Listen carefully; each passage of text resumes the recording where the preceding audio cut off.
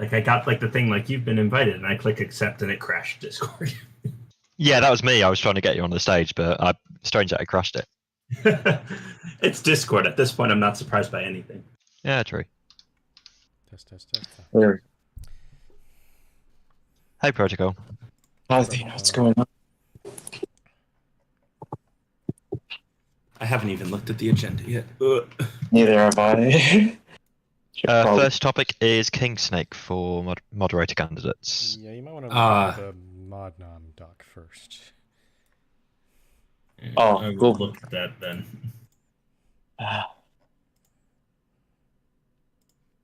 Yes.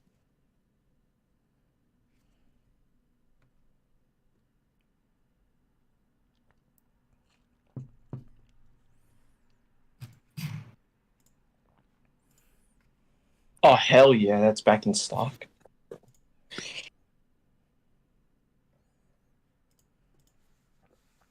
Test. Hey, Scully. Test received.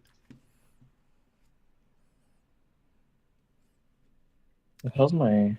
Oh, there's the staff. Yeah. I will wait for a few more staff to show up.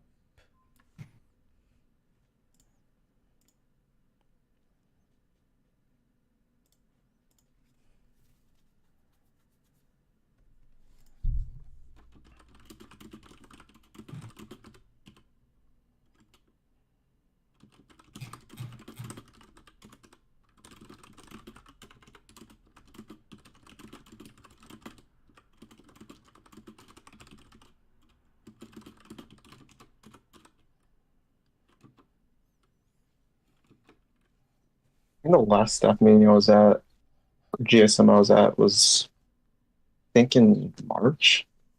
Because I didn't go to the one in April because I had some work to do, and so this will be the one. Yeah.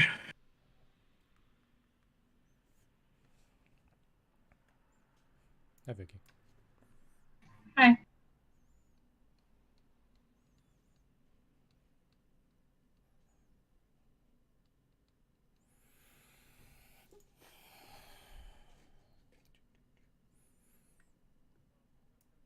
Okay. I do have what do you call those absentee votes from Dinty and 7D. Shall we begin? It is that time. Okay. Mm-hmm.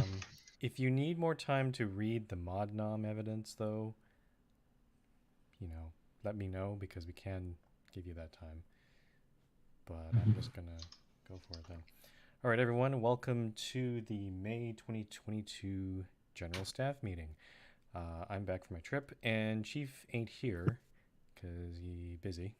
So, unfortunately, you're stuck with me.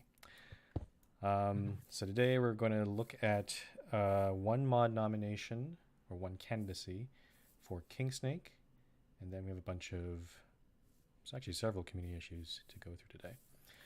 So first off, for A, we're going to do the voting on King Snake right away. I'm going to randomize everyone's staff name here. Okay. And I'll just go through the list. So let me know what your vote is initially for King Snake. So, all right, going through the list. Mojo's not here. Skelly? No. As in against? Against. Okay. Oh, Vicky, would you mind? I don't know if you have the minutes up. Oh, yeah, I could do them. Yeah, Sorry. There's a table already ready to put the votes in. Give me just a second. Okay, AP's not here. I am voting neutral. Simon? Neutral. Chief did not give me a absentee ballot, so I'm putting his do not vote. Hut's not here. All right, I have the minutes up. Okay. Needon, not here either. Tom is not here. Dinty has voted neutral. Oh, sorry. Neutral, neutral. Neutral. Protocol. That's a neutral for me. All right. Sinra. Neutral. All right. Missa. Neutral. Okay. 7D has voted for from his absentee ballot. And Vicky. I'm on the fence between neutral and 4. Okay, you gotta choose one though, so you know. I'm gonna do neutral. Okay.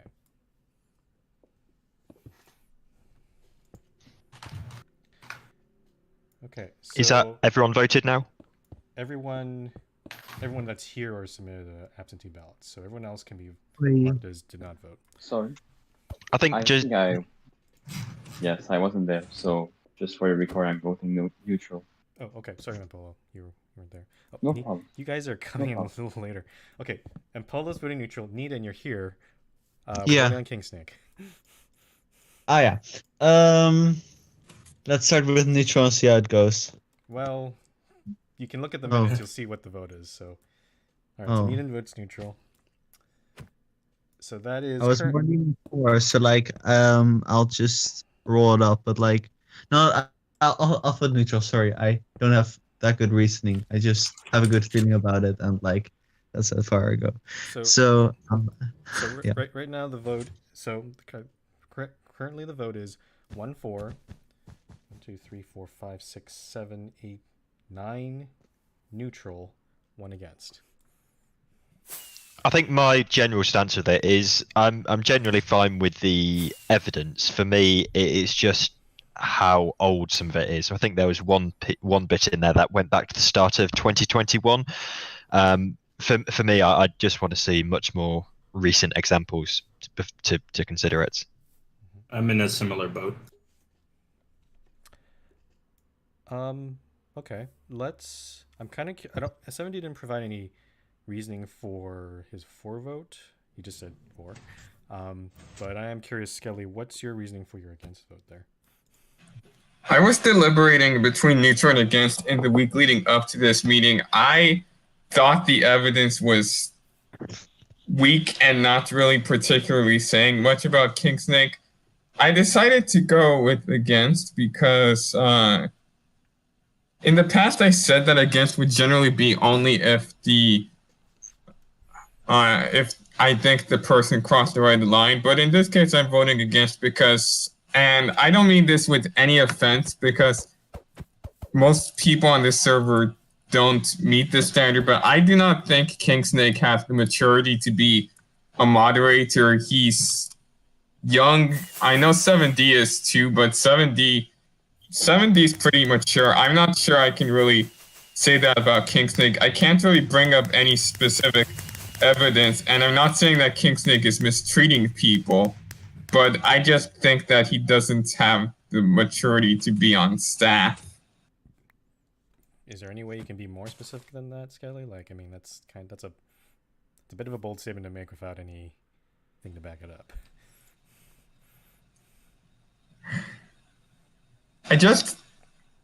I could probably give up a couple of examples, but I don't really want to embarrass Kingsnake. I just don't think he really has the emotional maturity, and I haven't really seen evidence good evidence that would really show otherwise. I'm not saying this against Kingsnake because I think most people wouldn't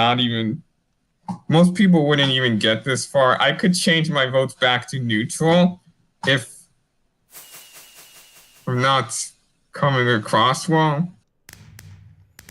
Okay. Pretzel's asking, how recent do you want evidence? I guess that's also directed to the rest of us too.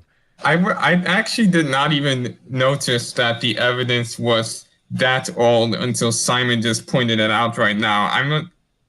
I'm not really concerned. My concern wasn't that the evidence was super old is that the evidence was on the weaker side, and I don't really get much out of seeing evidence like he said hi to a guest or he cooperated with a project. Yeah, for me, maybe I didn't explain myself, but it was how weak the evidence was and so far back.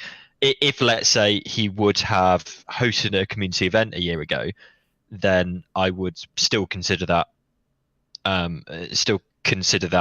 as good evidence. However, just saying hello to a guest a year back, well, people do that on a daily basis. So the fact you're having to go back a year is almost a red flag in itself. I'll add another angle to that. For me, the evidence, it wasn't necessarily that it was weak. It was more that a lot of it seemed to be around road building. Like, it's all on projects and helping out, which is great on Kingsnake's part. But I would have liked to see more, like, other things. Like, not just trying to help in project and stuff.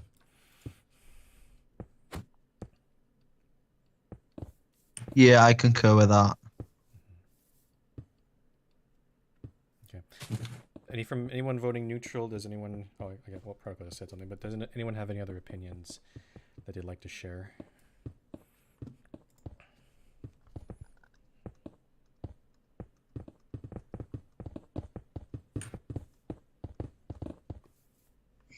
I guess my thoughts were it's nice and all that there's all these links to Discord logs showing him being helpful and whatnot, but I personally would like to see some evidence that maybe addresses the other criteria we lay out for what we're looking for in a monitor. Because being helpful, yes, that's great.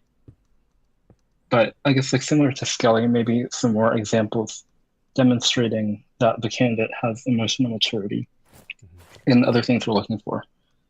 Because being helpful is just one thing in the list of, I don't want to say requirements, but things we're looking for. All right. Okay. I do have to ask this. Does anyone want to change their vote at this point?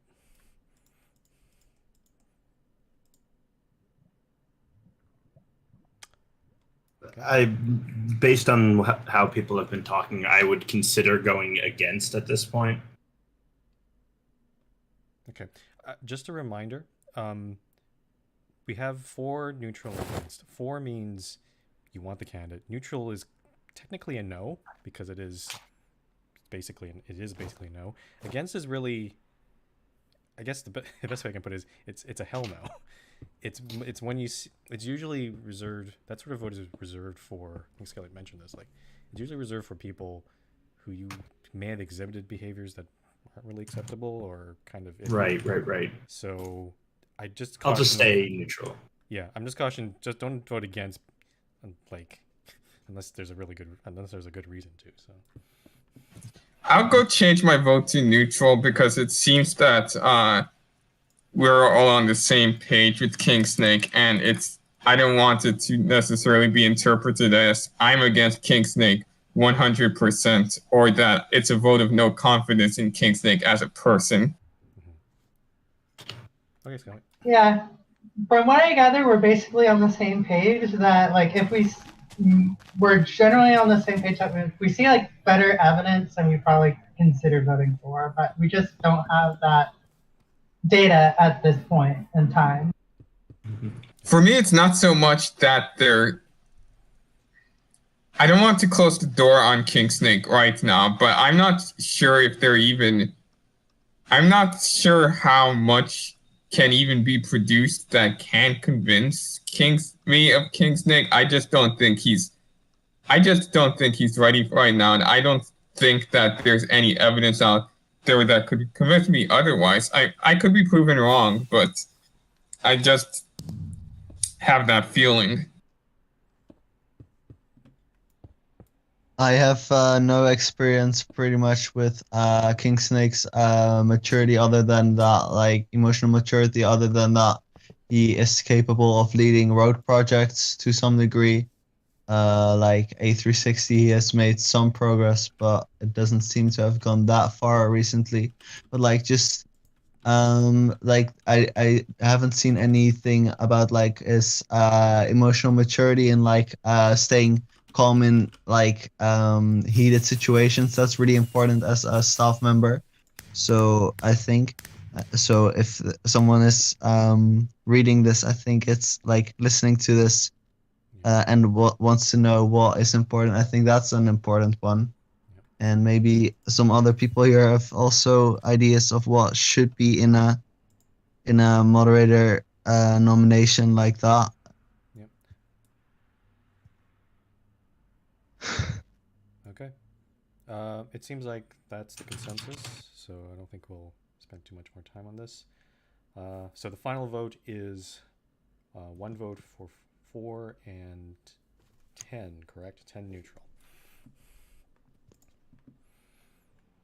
Okay. All right, let's move on then to the community topics. There are several. Right.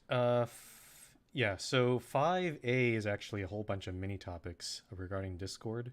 We're going to go through each of them. I actually added them before I went on my trip, just to put them down somewhere.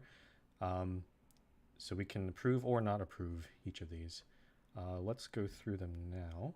So the first one is we're coming up on the 10th anniversary. It probably makes sense to bring back the Nostalgia channel. Though I think there is some debate of what to do with it afterward, because I'm proposing to make it permanent. I think Skelly and Dinty have expressed that it should be a temporary thing. I'm not a terribly big fan of that because I remember the last time we got rid of Nostalgia, some people didn't like it. I also don't want to keep flip-flopping this channel back and forth. Do we need to make this decision now? Because I'm in agreement that we should bring it back for the anniversary, but can't we just decide in a couple of months' time if it has just completely grounds to no activity, then we can look at it? We can certainly do that, yeah. So for me, I'm happy to almost go, let's enable it now. If it goes quiet, we will raise it again in the future and think about it then. Concur with Simon.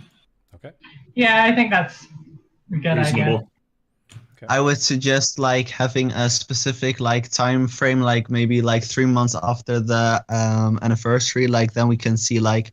I don't even think we need to do that. But like we'll have a touch on how active it is, and just as and when the activity dies off for a couple of weeks, let's say, then we can have a chat about it then.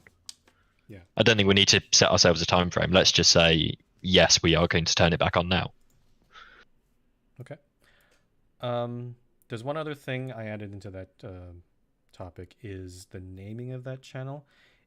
I'd actually look back in that channel. I do recall at least one instance where somebody thought the channel was for like general nostalgia stuff. Like they put in an old antiques thing or something. I don't remember what exactly it was, and I don't remember who it was. So I was putting up the idea of whether to rename that channel to something else, but I don't know what you guys think about that. MRT I'm fine with it. nostalgia. Yeah, MRT nostalgia sounds good to me. Whatever is fine. What category would it be put under? I mean, we put it under general, like next to. I couldn't remember. Yeah. I couldn't remember. Yeah, that sounds fine. Fine to me. Yeah. Okay. Okay. Cool. So yeah. So the channel's coming back. It'll be renamed to MRT Nostalgia. Done. Okay. So that's that. Moving on to 2. A new opt-in Discord role for access to Sirius. This is pretty straightforward. Politics has an opt-in role. We added that months ago. Sirius channel does have some heavy topics in there, and sometimes I don't know if it's necessarily a good thing for that to be out in the open, or at least so easy to access. So this proposes adding an opt-in role for this channel as well. My thoughts are it's a good idea, but I feel like we've talked about maybe having 2 like serious channels, because I feel like if we put this behind a role, and I do agree that some of the topics discussed there should probably be behind a role, but I feel like that could also keep out some, I don't want to say less serious topics, but serious topics that perhaps don't need to be kept behind a rule. I disagree with that. I think, like, because otherwise you're just going to get into the battle of, well, is this too serious to be in this channel? Which I don't think we need to step between. I just say one serious channel. If people don't want to see it, they can opt out. But if in the future they need to use it to vent themselves, then they can just opt in and use it. Yeah. Oh, sorry. I just want to ask. The best. Mr. Can you give me examples of what you mean by less serious topics, so just so we know? I guess I'm thinking of people, maybe they're having a bit of a rough time at school. They had a test that didn't go as well as they wanted, and we just want to vent about that. And I think that's distinct from some of the other topics that we've seen in serious.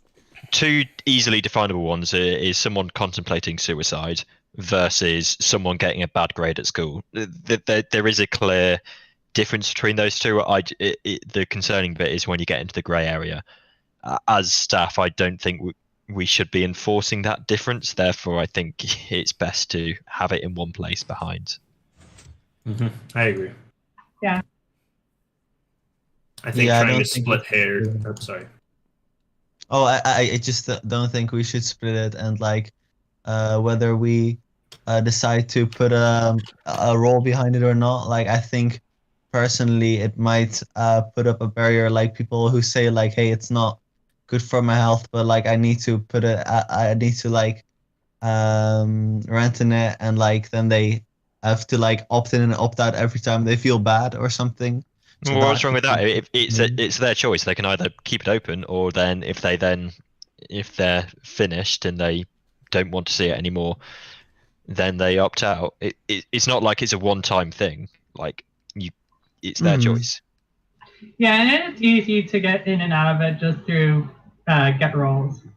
Yeah, it's literally pressing a button. It's not like you have to wait 5 hours for a staff member to add you. Yeah. Also, the other thing is that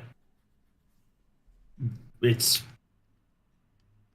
like having multiple channels to describe different levels of serious is a level of hair splitting we really shouldn't need to do.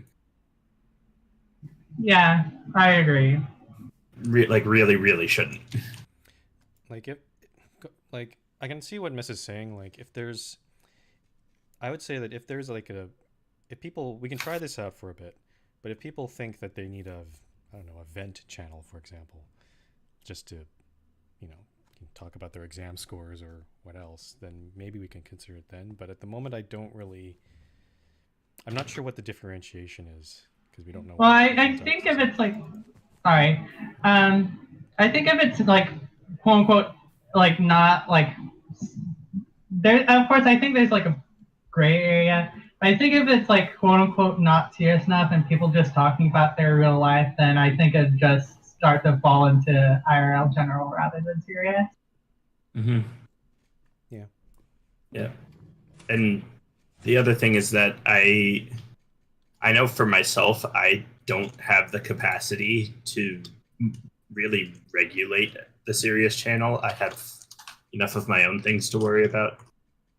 And actually, it puts us in a really awkward situation if we have to tell someone, actually, your thing isn't serious enough for this channel, or this is too serious for it. Like, we're almost telling someone they've got major problems by saying, please move to the more serious channel. Yeah. Which can make them feel worse. So I think for the simplicity of moderation, at least for now, keep it as is, but I'd agree with putting it behind a role. Yeah. And don't opt and have it be fully opt-in. Yep, that is how it'll be set up. So our I don't think so. So our agreement is on making it an opt-in role. It sounds like it. I think we'll try it out and see how it goes. Maybe other channels might spawn out of it, but I don't know. It's hard. We can't really tell at this point. Okay, so moving on to 3. This one's a bit of a complicated one.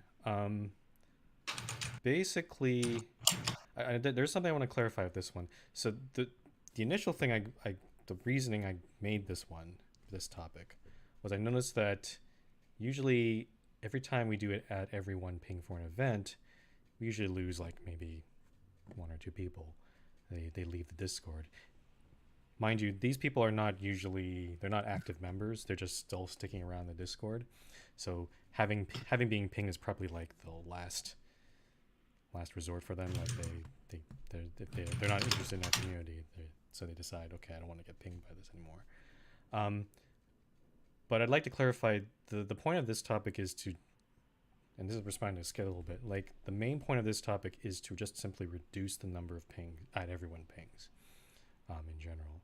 I don't think it's like if for a lot of people on this server, they are not interested in events. So having those pings is a little extraneous for them, I would imagine. So this is why I'm proposing another opt-in Discord role. This one is just for event notifications. The role does not control any channels or channel access. It is just for notifications for events that are happening on the server. Yeah, after speaking with Cracker, I'm okay with this events ping role. Yeah, I don't see an issue with that. I think having specific roles to ping people makes everyone happy. Mm-hmm. Yeah. Likewise, I mean, my comment, I put a comment for staff to see, which is that I personally like this second guideline. So I'd, even though it is a new notification group, I'd still rather keep the rule of a ping for event signups and when the event starts. Yeah. Just because if someone wants to see everything, they can change the specific channel settings so they get a beep every time something happens. Anyway, I assumed that if we do switch to a role, that anyone would be able to ping the role. I know. I think it probably makes sense for staff to still be able to just ping them, because if we allowed anyone to do it, that can get abused, I think. Yeah, I'm with Frumple here. I think generally keeping the same sort of procedure. Frequency, yeah. Just making it a role opt-in. Oh, I'm sorry. I was not thinking about permissions. I thought for a second that Discord permissions would not allow you to limit it to specific roles, only that can ping another role. That used to be the case, like maybe a couple of years ago, but Discord's fixed up their permissions. So, like for example, the Open TTD and whatever, like for that permission, it used to be that anyone could ping that, but I think they changed it so that now it's only staff can do it. So, yeah, that would probably work the same, I think. Yeah. So going back to you, Simon. I guess the question is, again, this is option. We don't have to change the guideline, but my question is this one ping for the event sign up and one ping for events starting? Is that going to be a strict rule, or is that going to be more of a guideline? Because I'm kind of wondering if we want to be, loose and. I mean, it doesn't need to be a rule because it's staff that will be doing the ping, so we can just have it as a guideline. It doesn't need to be on the rules page. Okay. But I am for like keeping the guideline and like making that the standard, and like if there's deviation, that's okay, but like make sure to tell everyone that like that is still how we usually do it. Mm-hmm. Okay. Yeah, as long as we communicate and we can do that via this set of minutes / the website post, that it's still going to be exactly the same as it is now, just a role instead of everyone, then that's our messaging done. All right, it sounds like we're going to go with this opt-in role as well. Any other opinions, comments?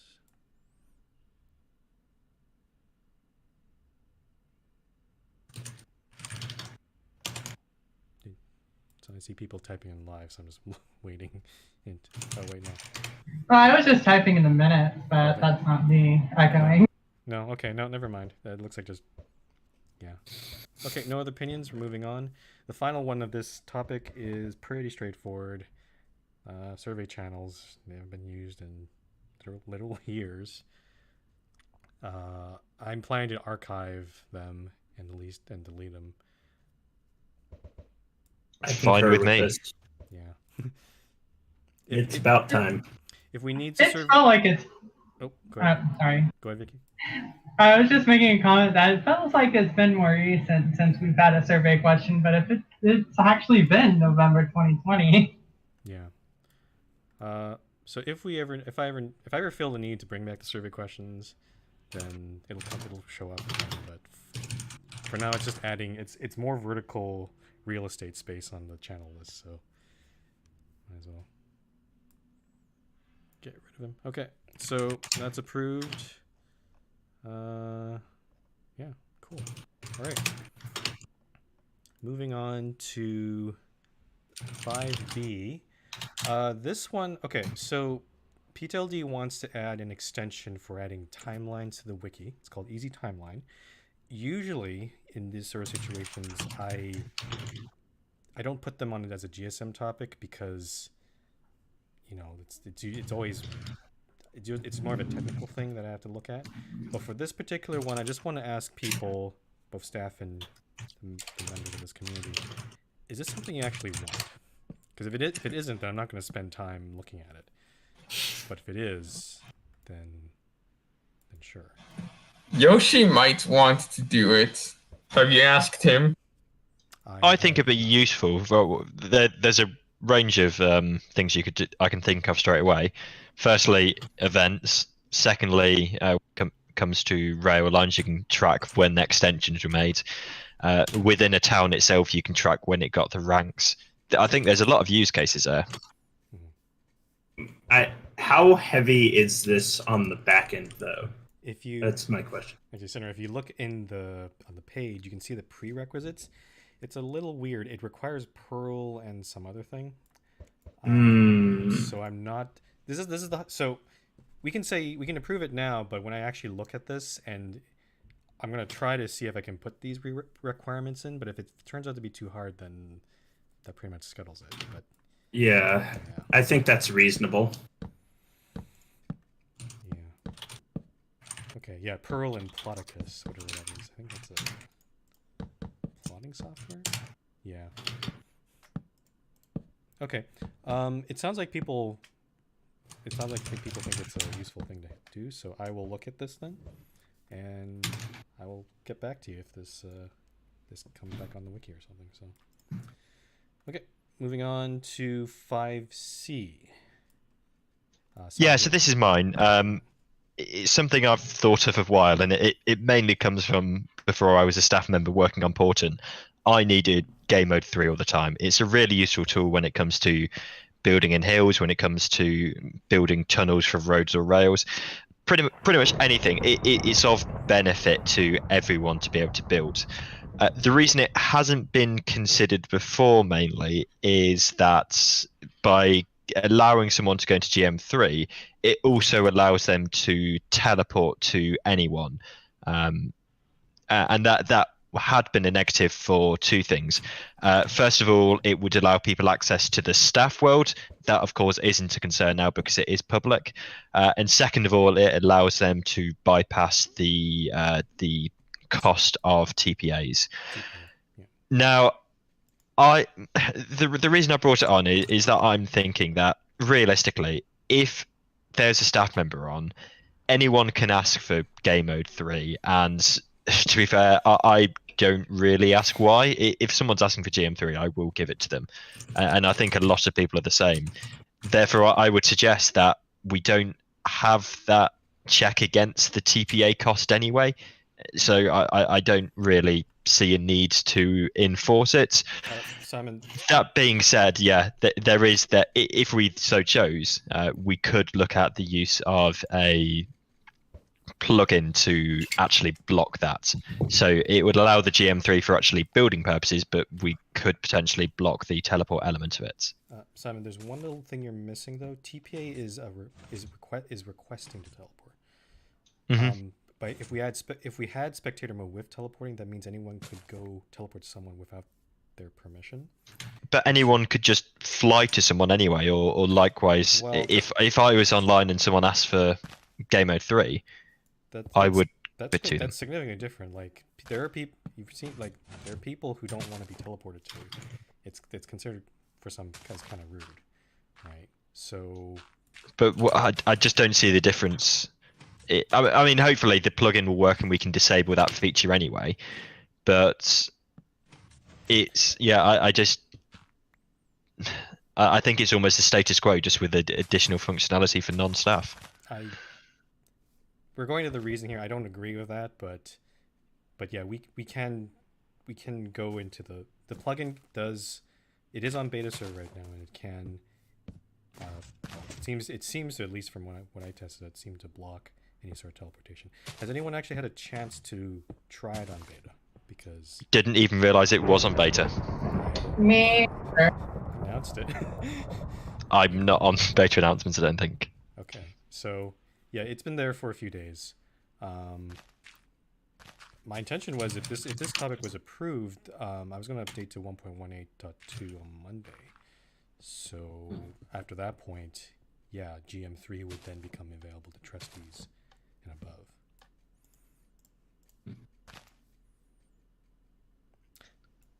I guess. I mean, the gold solution is that the plugin works. Would people be content with approving that if the plugin does sufficiently work, then we can go ahead with it? I'm okay with it as long as that plugin works, yeah.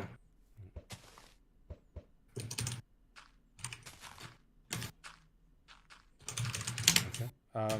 Does anyone have any other comments about it? It sounds like I don't. From what I understood, the reason why GM3 was prohibited was to stop trustees from, to stop people from flying into ward-guarded areas. Is that still a concern, or was it never a concern? I thought you still got blocked in game mode 3 from going in, but we can test that for sure. What if you teleport? What if you teleported someone who's in a world guard area? I'm not sure if we tested that, but yeah. Do we use world guarded areas all that often anymore? There quite a few still. Like 10 years. There's plenty of areas that have been. But would that be entry deny ones? I know there are some on the games world for like Yoshi's game areas. I mean, well, that's something to look into anyway on the beta server. Yeah, but anyway, that's still beside the point. Like if the plugin works, and then that's a moot point. So yeah, okay. So we're gonna approve this unless there's any objection or any other. Approved, but needs testing before we implement. Yeah, if any of you have a chance, please go test it on beta in the next 2 days or so, because yeah, that would help.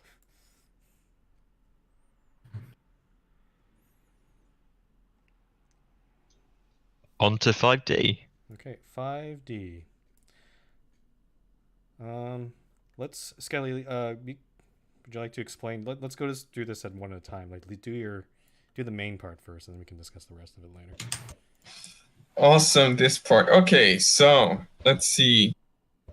So the moderator's nomination system. Let's see. I wrote it down, and I hope you guys had the chance to read it. Although I'm gonna preface this by saying what I've told Pretzel and others already, which is that I'm not expecting this to get passed as is. I'm not even completely expecting for something to change. I foresee the possibility of us kicking this down the road to another meeting and waiting to see more opinions. But basically, if you're not aware, there's an auxiliary Discord server called the Moderator Nomination Discussion Server. And what I've been noticing happening, and I don't think anyone would disagree with me, although I might be wrong, is that most of the nominations are getting coordinated on there. So what happens is that someone on the server throws out a couple candidate names, people will nominate, try to get it to 2 nominations. They don't collaborate on evidence, but they still collaborate the but they're still talk to each other about the action of nominations. So I feel like the purpose of hiding nominations until the 1 week period beforehand, the 1 week period before the GSM, when they all get revealed at the same time, is being deprecated in practice, since people are already collaborating and telling each other about the nominations. So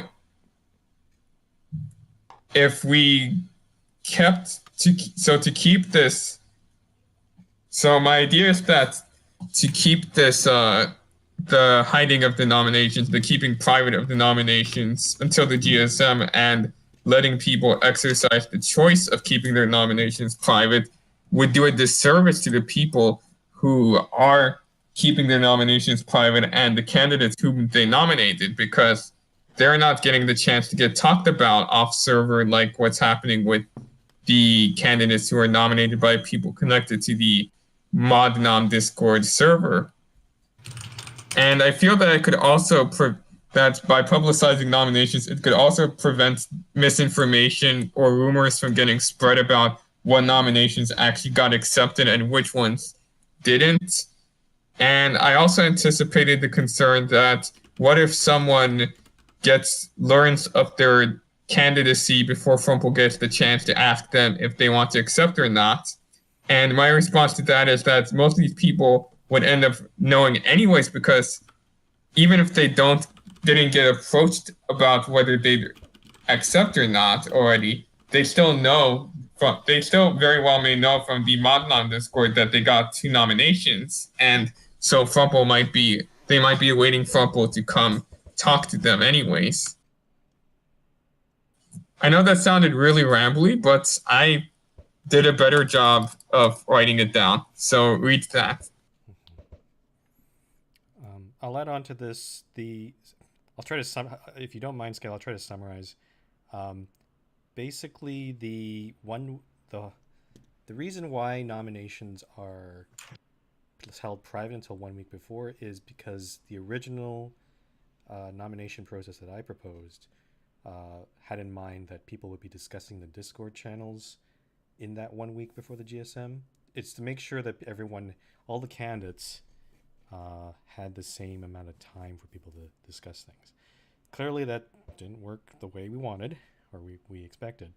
So now, since the Discord channel discussions after the nominations are published are not there's no reason for us to hide the nominations. So what Skelly is proposing is, as soon as nominations are received by the staff, they are published or publicized immediately.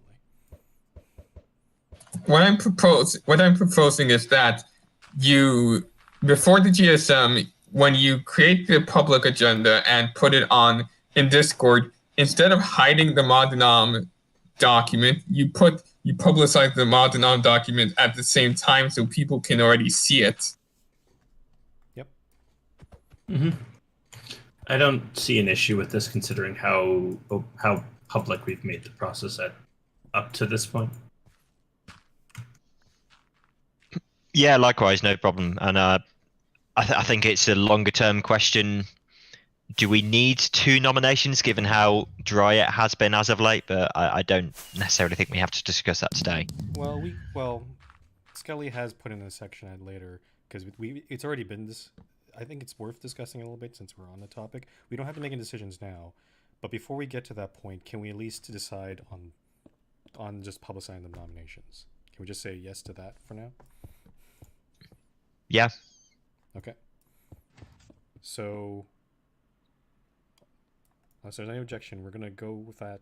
Starting from the next GM, I guess. So going back to the nomination, let's talk about the number of nominations first, I guess, Simon, because I know you've been looking for 1 nomination. I did put forward the idea.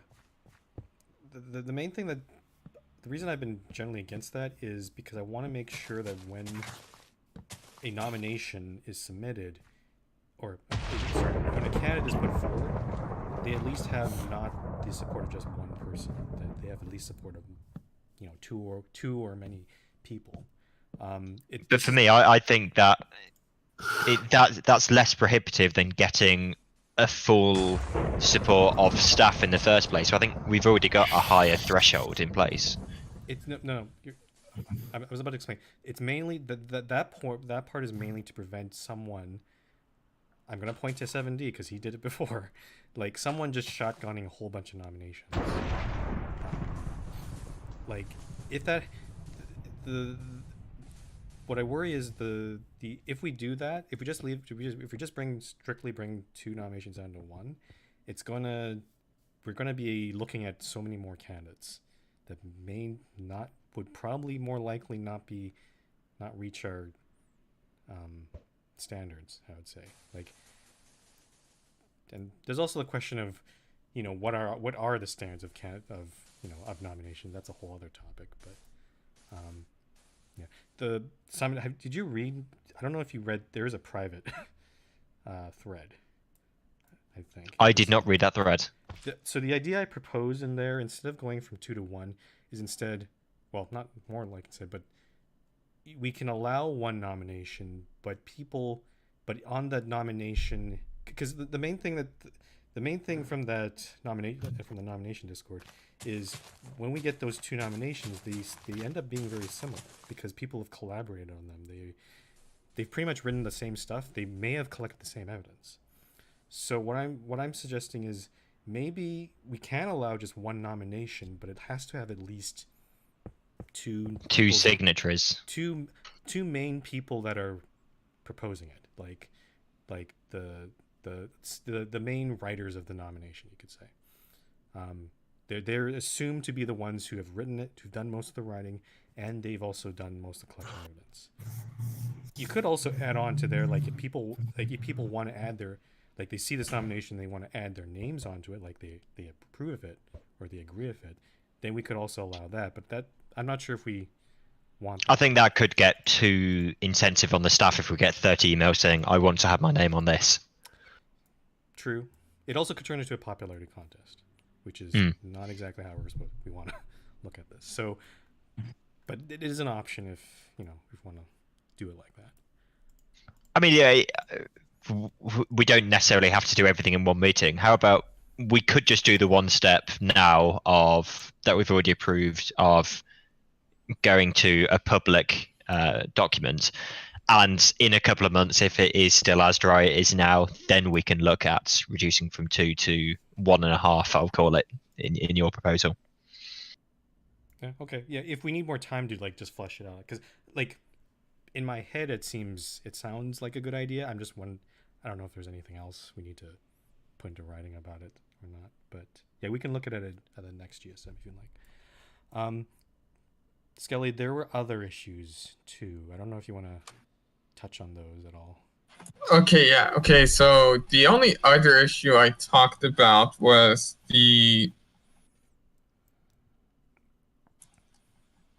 how are the quality of nominations evaluated? So I actually talked about this in public with a couple other people. I think it was with Pretzel and Craycat.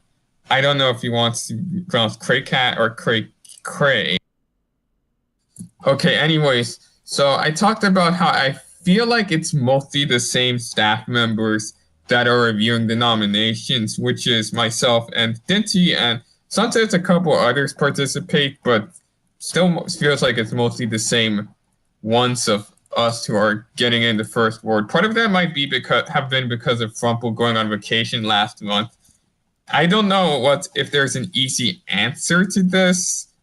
We can't force staff members to participate in giving opinions on whether the nomination should be approved or considered to have the quality to go to the meeting or not. Yeah, there is that, but the bigger issue in my mind is staff are also the ones evaluating the quality of nominations, and that kind of can, from an outside perspective, it can look like we're,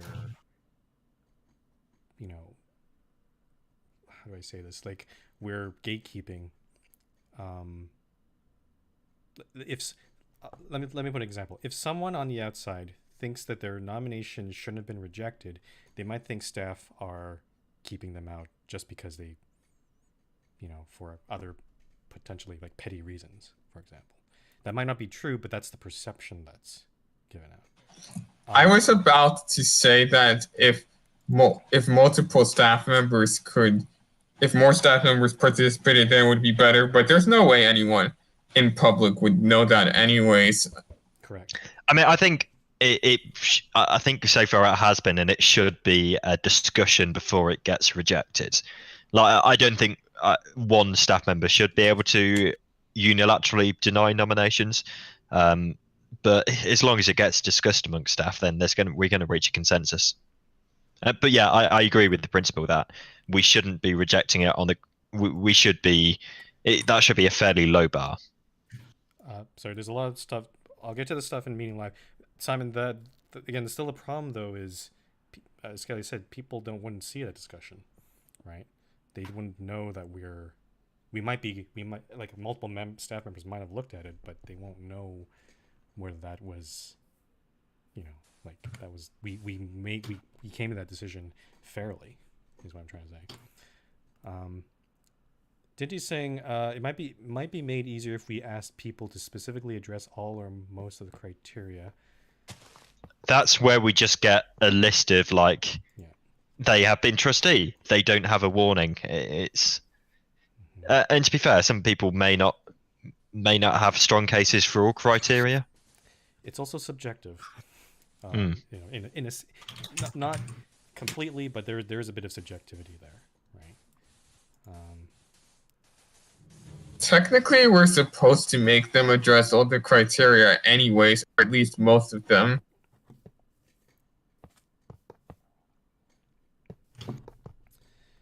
Pretzel says, my idea would be to have 3 people might write the nom. One of them has to be a staff member. I disagree that staff member. I disagree that it should have to be a staff member. Well, if you're missing the criteria, Pretzel, Pretzel, you should. It's on the website. It's pretty, as far as I know, it's pretty clearly written, like what the criteria is. Is it worth off the back of this? And it's something we can review at further meetings. Yeah. But can we say then, if we are rejecting a nomination, we should specify in the reply what criteria they haven't demonstrated? Well, I think we've already been doing this, but we should be specific as possible. Yeah. And I'll just be very clear, and I think Skelly said this too. Like, I don't know what the solution is for this. Like the whole concept of staff evaluating nominations to like themselves is, I don't know what the solution would be for that, because we already have a problem of not enough staff are looking at it because simply we just don't have time. But yeah.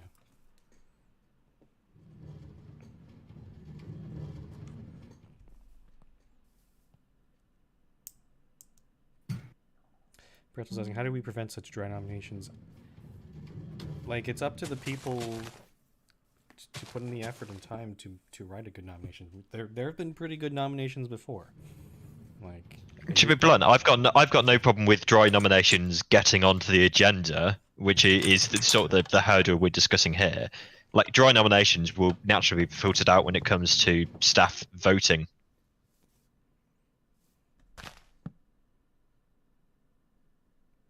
There has been an idea floated, I've heard. What if we went back to just allowing all nominations through? We don't have any sort of judgment. Obviously, the one bad thing is that means we have to look at every possible nomination.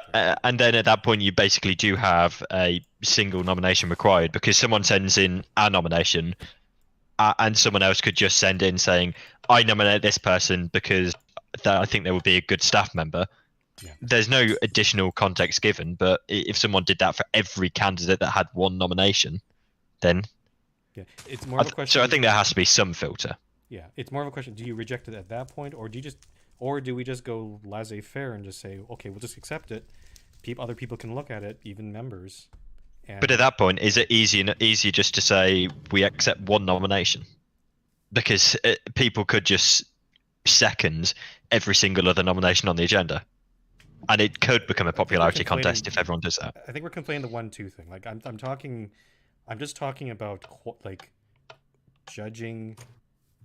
Like we're just when it comes like this whole process of judging nomination quality, and the problem I'm stating is we're evaluating it before we even get a chance to look at it at the GSM, and that again I don't have like I'm worried that it causes the perception that we're just rejecting it outright, and because there's no transparency in this part of the process, right?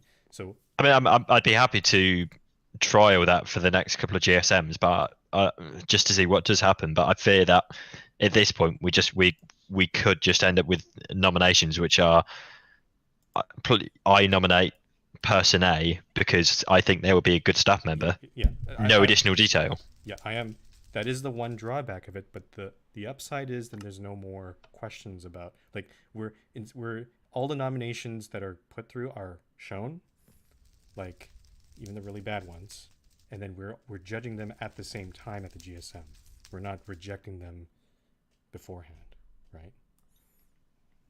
Yeah, I suppose. I mean, once again, there's nothing to stop us going back on a decision if it did work out wrong. So I'd be happy to trial it. If it works out well, then let's keep it. If it's gone too far the other way and we're getting too many local nominations, we can look at it again. To be clear, I'm not proposing it to do this now. I'm just floating the idea. This is more of a thought experiment. Like this is what I mean, would why? happen. This is what would Maybe next GSM we could do a trial, just see what it's like. We could worry about that at the next GSM then. Oh well, we need to decide at the GSM before because it would be the nominations going up to it. And even if it's a thing that is worth doing, so all I'm saying is think about this until the next GSM, and if you think it's a bad or a good idea in general, let me or other people know. So to sum up this topic then, at this GSM we are approving that the nominations will be public as soon as they're accepted. But it's a lot. If that, if it still isn't working, then we can look at this in the future. And the 1 and 2 nomination thing is also part of that can be considered too for future GSM. Yeah. So at this meeting, the only thing we are approving is we will make the document public as soon as it is made. Okay, so basically nominations will be publicized as soon as they're accepted, and then other stuff will be visited at some other time. I would encourage people to think about them. Like if there's no if people decide this is not a big topic, then we just won't revisit them in future GSMs. But yeah.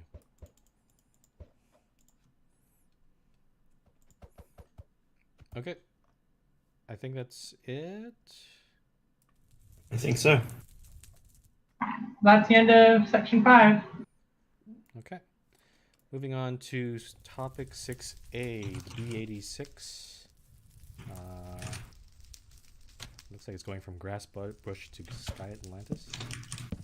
This is related to AIX, although sorry to basically hijack this topic, but I have no idea if AIX's status needs to change given that Captain Obi's left the server, and have the plans changed at all? I'm not sure. We've approved a specific area. If they want something else, then they will have to send another proposal. But beyond that, let's forget that. Let's take this road on merits, and I think this is fine, to be honest. It's keeping out the 500 block rule, and it is connecting nearby towns, and the name is fine. Yeah. Name is fine. Everything's fine. It is technically it is technically more of an anticipatory road, for lack of a better term, but it'll still be a nice rural road. You could see it even on its own as like a bypass around Coloro if like AIX doesn't get built.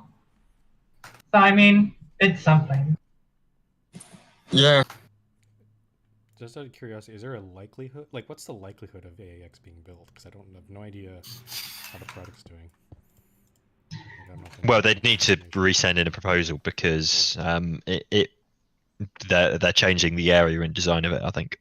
Oh, they're completely Yeah. doing it. Okay. I know they've been like working on it on another server, but I don't know much besides that. You have to talk to somebody like StarCubed or well, somebody else. Okay. So this route approved. Okay. Moving on to 6B, B992, an extension to B992, proposed by Worski. Worski called it a rerouting in the proposal. I think that's confusing wording. It's really an extension of the road to another town.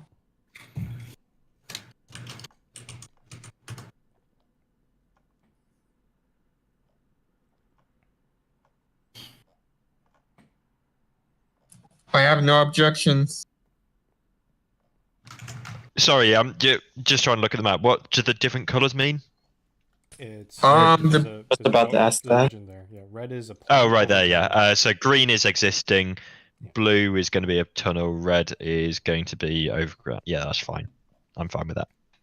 Yeah. Okay. Any other further comments? Approved. Okay. Next is 7A, the MLS playoffs.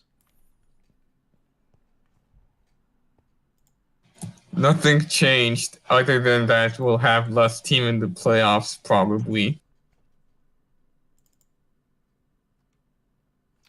Skelly, question: is JPH actually actively involved with this, or I haven't seen He gives advice still. He's getting inactive. To be honest, I did think about asking if he'd just like to handle the control to me, but I haven't really gotten around to it. Okay, that's fair enough. If you notice, I haven't gotten even to Taco Burrito-a-thon yet, even though I normally do by this year. That's because I'm just getting distracted with the other stuff this year. Okay, that's fair.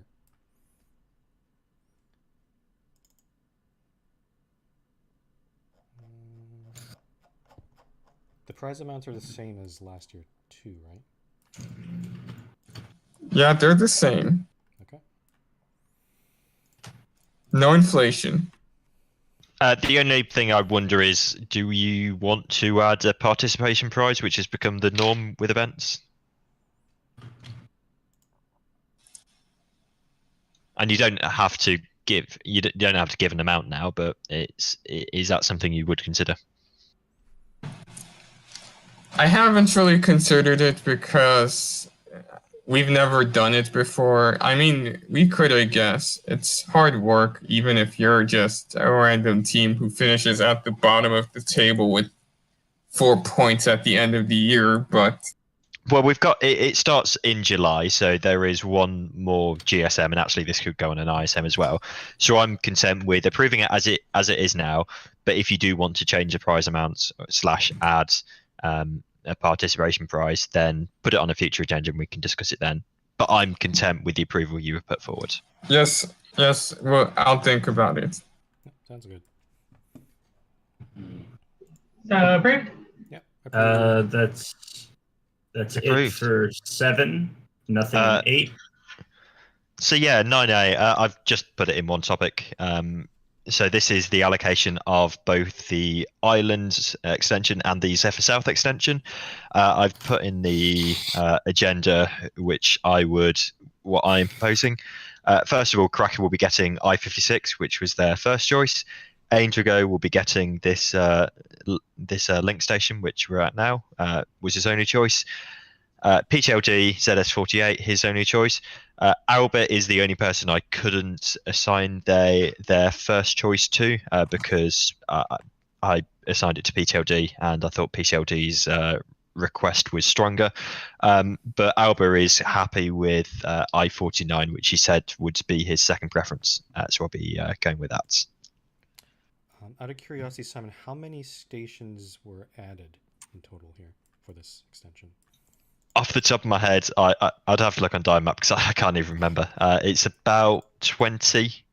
Well, no, probably 30. Okay, so that's 4 out of 20 stations allocated. I mean, it's, you know, I guess that's okay. I'm asking this because I'm evaluating. I think we decided, but we a good measurement of whether we need to keep building extensions is whether they're being used or allocated. So so if an extension doesn't get, like, say 0 or one only a few allocations, that might be an indication we have too much supply or too many stations. Well, for me, you can also look at the fact that the reason the island was approved was that it went through 3 senator cities. So it goes through Rattlerville, Port Sonder, and Cape Cambridge. So although it's of about 30, well, actually 7 stations if you also then look at Lilygrove on the Zephyr.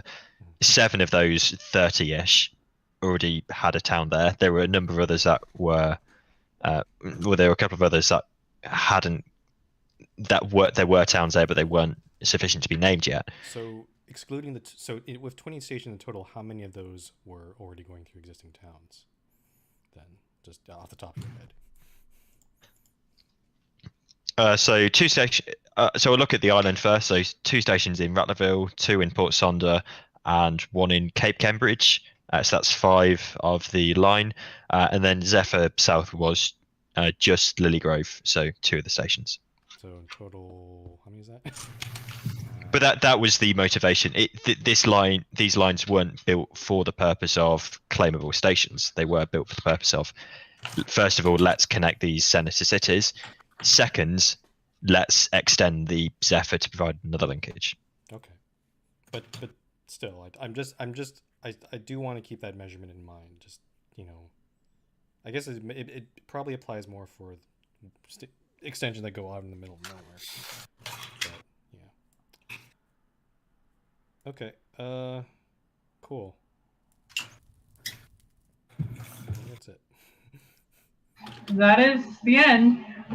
This is the end. Okay, so I guess what's left is the trustee. Oh, well, unless anyone else has any topics they want to bring up right now, I guess feel free. But yeah, the last things are the last trustee meeting notes. I guess I couldn't read them. Well, if you want to, if you want to read them, that's fine. And then we'll do a Q&A at the end for anything else. So. I've just checked. There were 17 available stations, of which 4 were given out. Okay.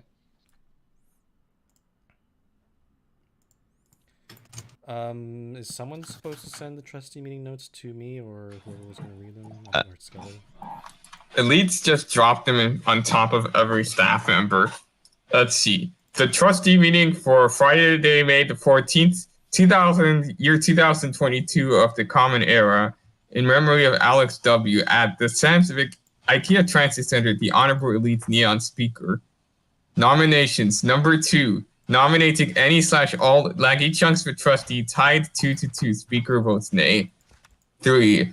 Nominating whoever the hell Ronaldinho is for trustee.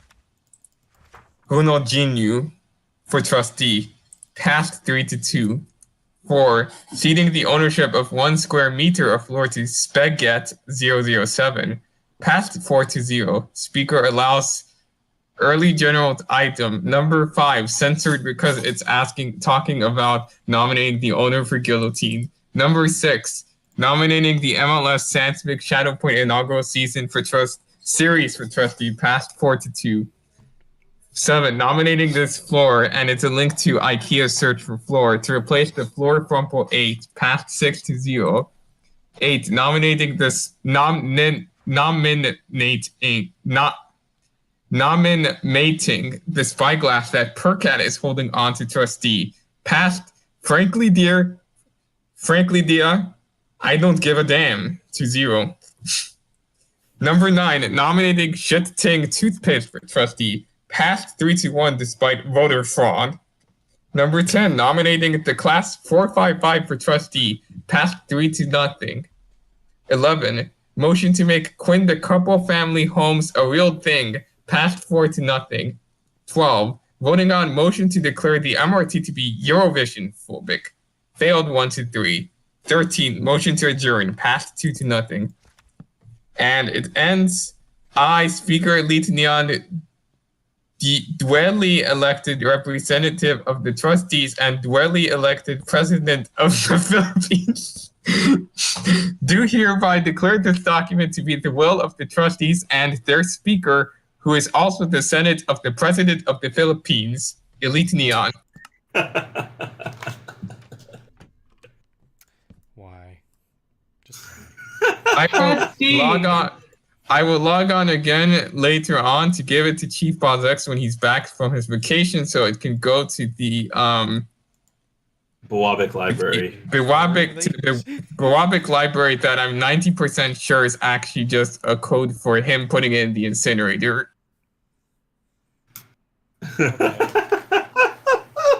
Q&A time. Let's move on. And does anyone have any serious questions about any of the topics or any other things about the stuff that's been discussed? If we missed your question or comment in the, because I know there's a lot of discussion beforehand, now would be the time to ask, because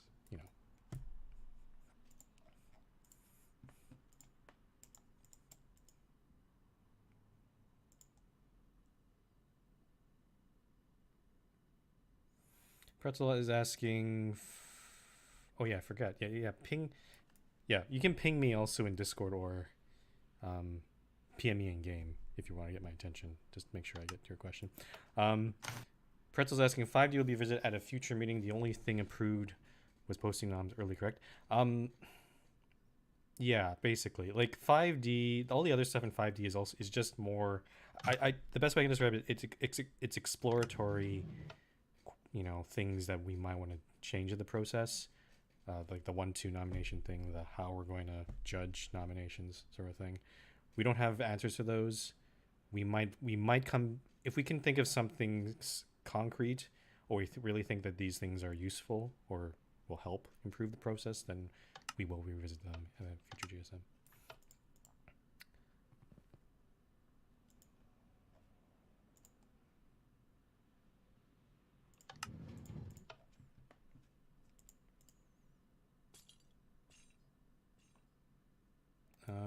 I don't see any other further serious questions. I think we stopped doing unserious questions a while back. Yeah, they sort of stopped when we stopped doing the thing behind you. Yeah. Frumple needs his time to rest after the meeting. Well, it's only been an hour, so honestly, this was not too bad of a meeting. Not bad. But considering how many community issues we had, so. Yeah. Congratulations, everyone. We did it. Yay. And watch someone throw a wrench to it. Okay, last call for questions or answers. Otherwise, we're going to bring this meeting to a close. Going once. Going twice. Sold to the nearest Frumple.